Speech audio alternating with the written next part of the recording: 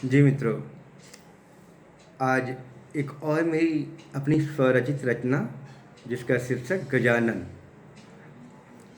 गजानन, सब देवों में देव गजानन, प्रथम पूज्य करे वंदना, वक्रतुंड गजवदन विनायक, कृपा सिंधु सुंदर सब लायक। उमासूत गणपति कहलाते, सबके बिगड़े काम बनाते, मूषक वाहन करने वाले, मोदक का है भोग लगाते। एक दंत हैं दयावंत वो, चतुर्भुज महाराज। एक दंत हैं दयावंत वो, चतुर्भुज महाराज।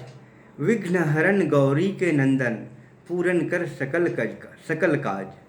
विघ्नहरण गौरी के नंदन, पूरन कर सकल मन काज। अष्ट सिद्धि गजवदन विनायक, अष्ट सिद्धि गजवदन विनायक, सर्व सिद्धि सर्व वरदायक। नर नारी करें इसकी याचना, नर नारी करें इनसे याचना, घर घर होती इनकी अर्चना। मिलकर करें सब इनकी वंदना, स्वीकारो प्रभु मेरी प्रार्थना, स्वीकारो प्रभु मेरी प्रार्थना।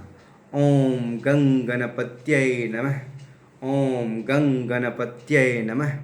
राधे राधे, जय जय श्री राधे, जय जय श्री राधे, जय जय श्री राधे श्याम।